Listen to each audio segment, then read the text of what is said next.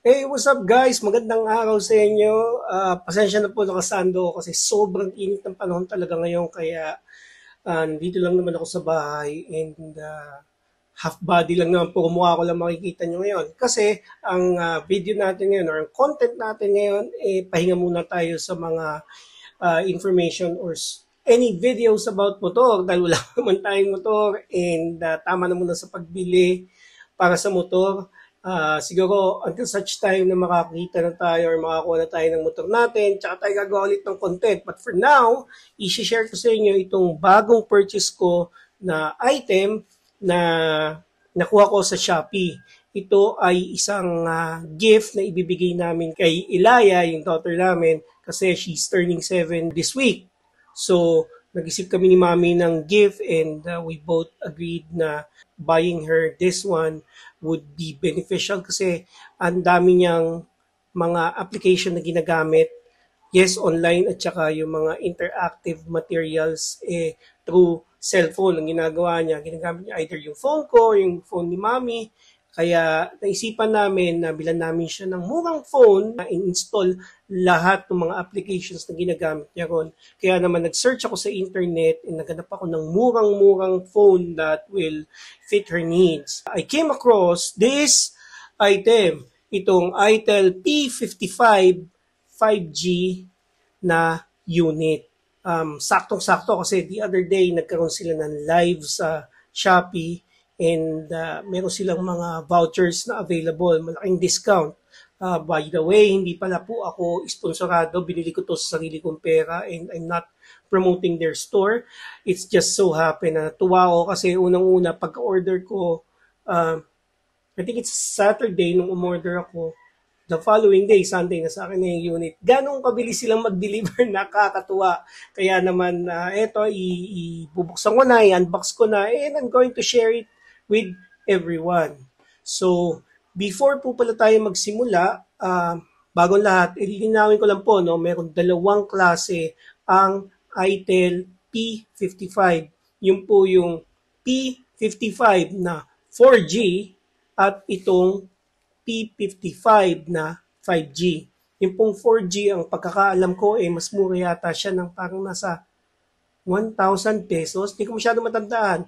Almost similar when it comes to the specs. Pero for some reason, nag-search ako sa internet, mas mabilis itong P55 na 5G when it comes to the Antutu benchmark. Kaya ito na yung kinuha ko para at least hindi mabibitin. Enough with the daldal. Let's go ahead and open this product. So, habang binubuksan ko, grabe, balot na balot, nakakatuwa. Alam nyong protektado yung item ninyo. So, ayan. Meron siyang papel na parang OR. Bubble wrap na busog na busog. Here is your P55 ng ITEL. Simple lang, no? It's just the box, but it's sealed. So, tanggalin ko lang tong sealing na to, plastic seal na to. And then inside, it still has that, yung product seal. So, do not accept if seal is broken. And then let's go ahead and see what's inside the box. Una nyo makikita is the product, the phone itself. Later na natin titignan yan. So, sa loob ng box is you have your pin ejector or SIM ejector na pin. You have your manual and it comes with a clear casing. Hindi siya jelly type. Siya yung parang hard plastic type. Nakakatakot to kasi ito yung tipo ng nababasag. Wow! You have a power brick charger, 18 watts. It comes with a USB-C type na charger. And also, ngayon lang ulit ako nakakita ng libreng headphone, earbuds na wired sa phone. Tagal na nitong nawala sa mga phones and it's just nice to see na si ITEL sinasamahan niya yung mga phone niya at that price point, no? Nakapagtaka. Before natin buksan yung unit, bigyan ko lang kayo ng isang mabilisang specs nitong product. This phone here is an Android 13. Ang memory niya is 6 gig plus alam ko parang pwede kang maglagay ng additional 6 gig through memory fusion. Ang internal storage capacity is 128 gig. Tapos yung screen size niya is 6.6 inches HD plus IPS na rin yan, yung LCD. 90 Hz yung refresh rate niya maximum, pero pwede mong iset sa settings ng 60 or auto depending sa paggamit nyo ng phone. And then, ang chipset niya is a Dimensity 6080. Nakita mo itong mga chipset na to sa mga mid to high end na phone na ginagamit sa gaming. Tapos yung kanyang GPU is a Mali G57MC2. So maganda talaga siya for gaming. Ang camera niya sa harap is a drop notch na 8 megapixel. Main camera naman is a 50 megapixel which has the capacity to shoot 2K at 30 frames per second. Sa 1080p meron siyang 60 frames per second. Ngayon, yung battery is 5,000 milliamperes which can last you the entire day. Let's go ahead and open this. Ayan, so tanggal natin yung phone. Initial look and feel, maganda naman siya. Ang kinuha ko is the Brilliant Gold, kakulay ng iPhone ko. It looks kind of premium actually. Although plastic yung casing niya, well, what do you expect from an entry-level phone? Tapos yung bezel niya is medyo naka-curve. So wala siyang kanto, although flat yung sides. From the looks of it, meron siyang built-in na screen protector para iwas gasgas. Sige nga, tignan natin kung gaano kabilis siyang mag-auto power. Button, press natin na matagal. And vibrate. You can see it's idle. Power button on this side. Tapos yung volume control. And then sa kabilang side naman is yung lalagyan ng dual SIM and external memory kung gusto mong i-expand. Sa ilalim is your charging port, the USB-C. You have your speaker, you have your microphone, at you have your 3.5mm jack para sa headset. So sa taas, wala naman. Straightforward, magandang feel sa kamay. Select your country. Next, i-connect natin sa Wi-Fi.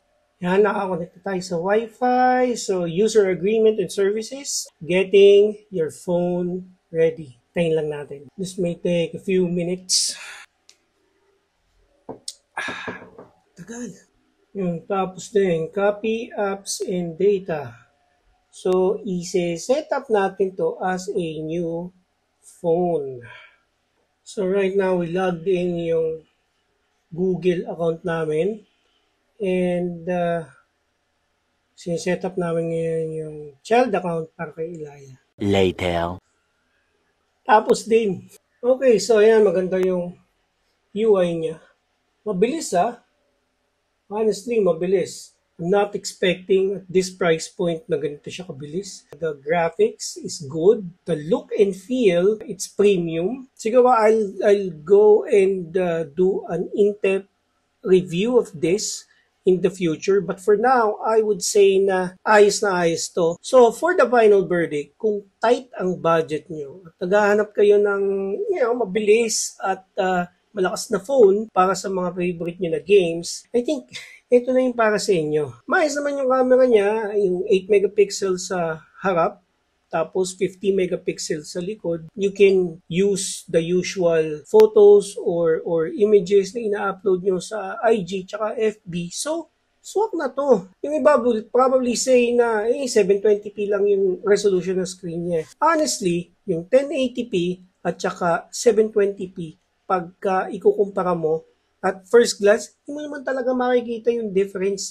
Unless isa side by side mo siya. Tsaka mo lang makikita kung ano yung difference. Pero with this, maganda naman ayos naman yung resolution ng screen niya. Kaya panalo na to. What do you expect from a low budget cellphone? Below 5,000, mag-expect ka ng 1080p na sobrang ganda ng screen. Siyempre, at that price point, it will cut yung mga specs na ibibigay niya or yung mga features na ibibigay niya sa'yo. Ang isang kagandahan ng 720p, hindi siya ganun kalakas humatak o kumain ng baterya mo. Kaya mas tatagal yung battery mo, mas marami kang oras na magagamit yung phone mo versus sa naka 1080p ka. Sana may napulot kayo dito sa video natin. Kung meron kayong comment or suggestion, may mga katanungan kayo, sulat nyo na lang po dyan. Kung nagustuhan nyo yung video, pahit naman po ng like button. Tsaka kung bago po kayo dito sa channel ko, ikasasaya ko po kung magsusubscribe kayo at i-hit nyo yung bell notification para updated kayo sa mga videos natin in the future. Again, maraming salamat po kung nakarating kayo dito sa part ng video na to. Topi Manalo po, hanggang sa susunod po. Bye-bye!